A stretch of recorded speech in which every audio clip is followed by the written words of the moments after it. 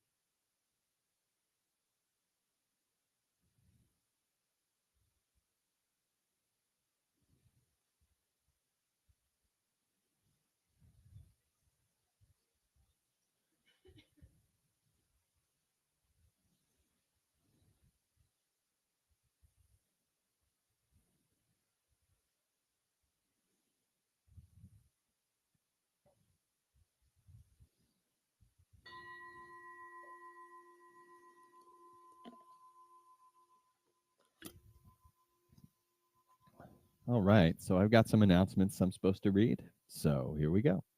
Um, Again, I want to welcome you to the Rime Center, especially if this is your first time with us. If this is your first time with us and you want to raise your hand, you can do that so we can acknowledge and welcome you.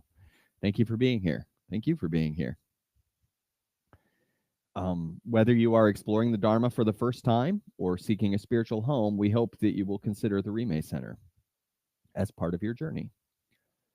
And a heartfelt thank you to Nicole, who is running the technology for me today. I think I'm a caveman, so I believe I can't do it. So thank you, Nicole. I appreciate you very much. And following today's service, the Rime Center gift shop will be open, and you should stop by and take a look if you're interested in incense or books or statues or anything like that. So we have an upcoming class. If you're considering taking refuge vows and formally becoming a Buddhist, you can come on September 11th at 7:45 p.m. for a class called Preparing for Refuge Vows.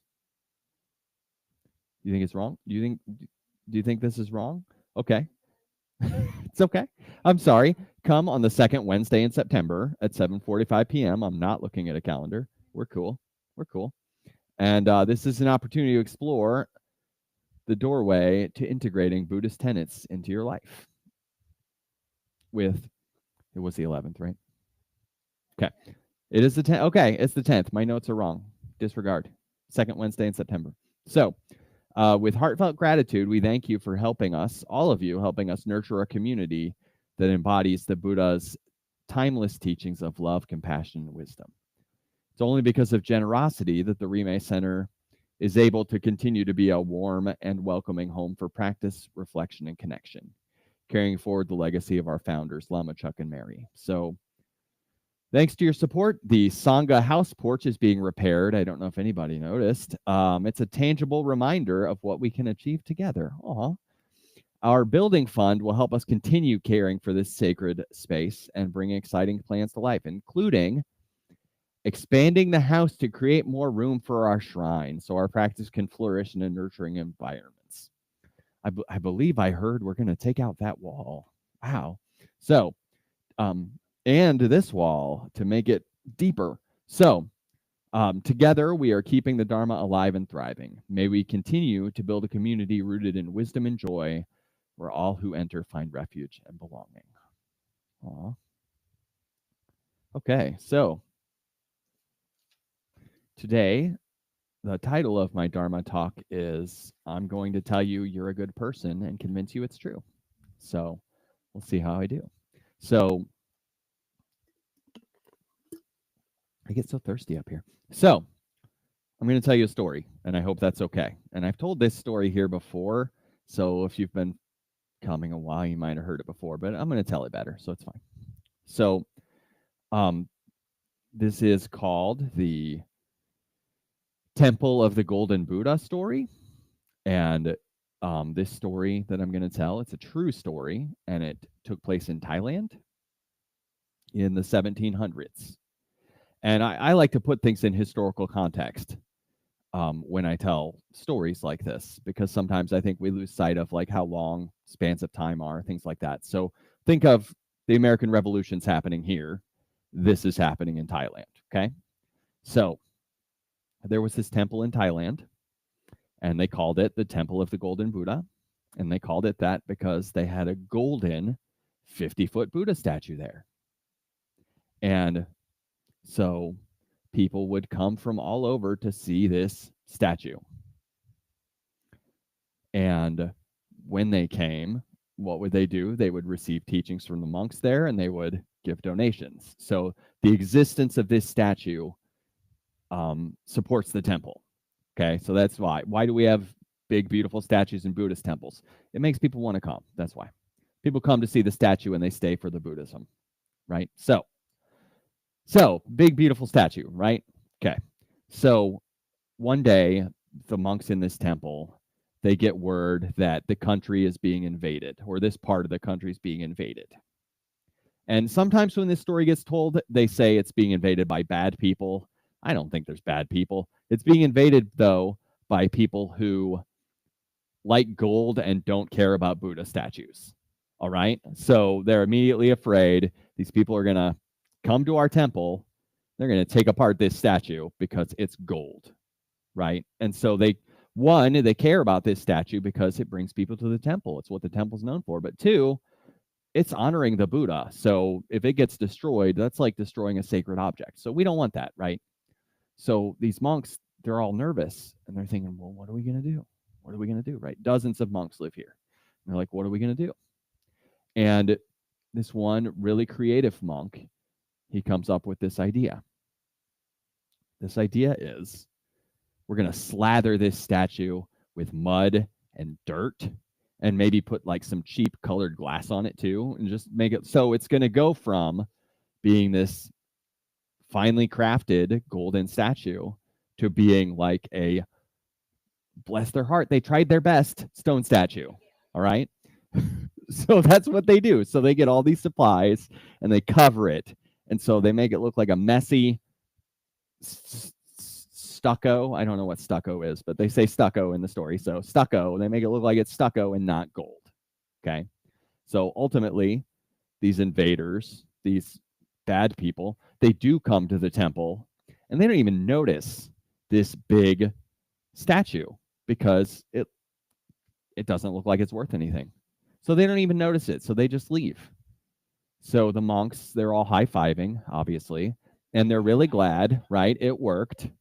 It worked. But then they think, well, these people are still around in our country and they could come again. So we better just leave the statue like this. Okay? Following? So they leave the statue like this and they change the name of their temple to Temple of the Great Buddha instead of Temple of the Golden Buddha. Okay? And a bunch of time passes. So much time goes by.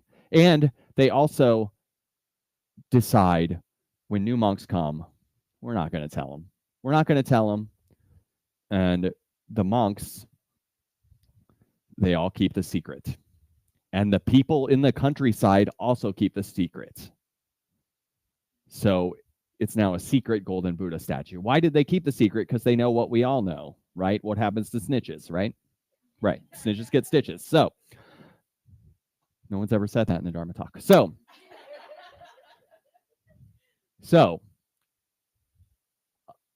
much time passes that a whole generation passes away. So it comes to pass that everybody that knows about the Golden Buddha is not alive anymore. So the monks that live in the temple now, they think it's always been this way. Okay? And many years later, in the 1950s, so to put this in context, right? This statue was covered when George Washington was alive. And now we've moved to where my mom is a teenager, right? And some monks were rearranging the temple and they were moving this statue, which I guess it takes a lot of people to move it. It's big, but they're moving it and a piece of the stucco falls off and they see the gold underneath. And it's just a big shock to everybody, but they then go and they get whatever tools they have. I don't think they use pickaxes. I don't know what they use, but they get tools and they come and they are able to get all this stucco off and they see the golden statue underneath. It was hidden for 200 years. It was hidden from the 1700s into the modern world. And so it's the temple of the Golden Buddha again. Now, that's a fun story, right? But why would I tell you that story? We are like the statue. Okay? And by that I mean this statue, no matter what they put on it, no matter what they made it look like, and no matter how long also, it was never not a gold statue. It was never not a gold statue. Right? So, there's a lot of talk in Buddhism about meditation techniques and compassion and wisdom, and these are great, wonderful things. But there's something that's foundational to my beliefs. And someone asked me recently, hey, explain Buddhism in one sentence. And I was like, I don't want to do that. But this teaching that's foundational to my beliefs is the teaching of Buddha nature. It's the teaching that we're already good, and we're already wise, and we're already compassionate and attentive. And we just don't know it.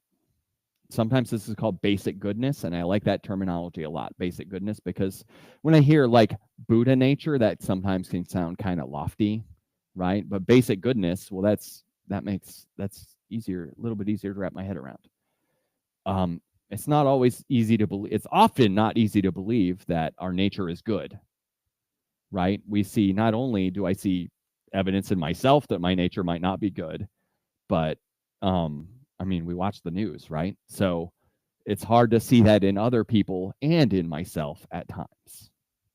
So we can easily look at our lives and think, well, if this is Buddha nature, it's pretty well hidden, right? It's like a gold statue covered in mud, right? And we remember our mistakes, and we remember our anger and our greed and our self-centeredness, and it doesn't seem very enlightened, right? And that's kind of the point. I think it's a teaching we take on faith. Faith, not faith in something outside ourselves, though. Not faith in something that's going to come fix us, but rather faith in our own awakened potential. So there was a Tibetan master in the 19th century named Mipam Rinpoche, and he said, and I quote, "All beings are Buddhas, but this is obscured by adventitious stains. When these are removed, Buddhahood shines forth." Adventitious stains. What a word, right? What it means is temporary, accidental, or not part of our nature. Okay? You are the sky, and all your negativity is the weather. You are the sky, and all your negativity is the weather. So it's like a statue covered in mud. At your core, you're good. And no matter how much mud that statue has, it's still gold underneath. Okay? So that's how it is with us. Our greed, hatred, and delusion are not the deepest truth about us. They're like mud on a statue. And beneath them, our nature is luminous, clear, and awake. You are not your car crashes. You are not your worst choices. You are basic goodness. And that's a radical statement in a culture like ours, because everything around us all the time sends us the signal that we're not good enough. Right? It's the entire thing advertising is built on is you're inadequate and you should spend money, right? It's to convince us that we're not enough, and we have to overcome that. And sometimes we might have trauma in our history that convinces us we're damaged or broken, right? And we have to overcome that too. Our own inner critic can tell us we're a failure, but you're not a failure. The Dharma tells us that we are whole. But the hard part is, of course, we don't always feel that way. It's hard to believe in basic goodness, and that's why I'm calling it an article of faith. And not everybody uses that terminology, but it doesn't mean believing in something impossible. It doesn't mean checking your brain at the door. It means trusting, even when we don't feel it, that there is something good and awake and whole within you, and that is your nature. The Dalai Lama said, and I quote, "From the very core of our being, we simply desire contentment. Our nature is fundamentally compassionate," end quote. And that's another way of looking at it. If you look deeply, every single being just wants to be happy and free from suffering. And even the people who behave badly, at the root of it is a confused attempt to find happiness. And that's there's basic goodness that can show itself through layers of confusion. And, you know, even when I see people in the news that seem like they're really awful people, I can tell they're not happy too, right? It does not make you happy to be awful to other people. It just doesn't. So we practice not to become holy, not to be spiritual, but to uncover what's already there. So I try to live by that. We are not broken. We are already whole, and Buddha nature is who we are. So I hope this has been helpful. I love you all.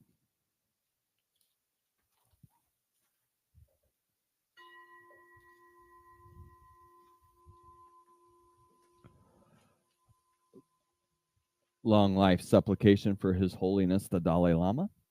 In the land encircled by snow mountains, you are the source of all happiness and good.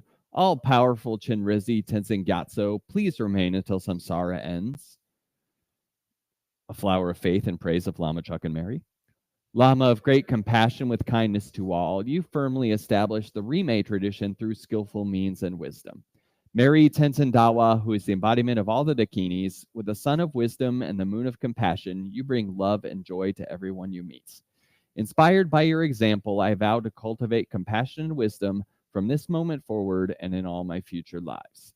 I will strive to embody the Buddha's teaching in every thought, word, and deed. Dedication of merit. By this merit, may all obtain omniscience, may it defeat the enemy wrongdoing. From the stormy waves of birth, old age, and death, from the ocean of samsara, may I free all beings. By this merit, may all obtain omniscience, may it defeat the enemy wrongdoing. From the stormy waves of birth, old age, sickness, and death, from the ocean of samsara, may I free all beings. By this merit, may all obtain omniscience, may it defeat the enemy wrongdoing. From the stormy waves of birth, old age, sickness, and death, from the ocean of samsara, may I free all beings. Aspiration prayers. Bodhicitta is precious, may it arise for whom it has not arisen. Once arisen, may it not diminish, but ever grow and flourish. All difficulties without exception being pacified with harmonious situations like the treasure of the sky, may the teachings and practice of the Rime tradition live long and shine brightly.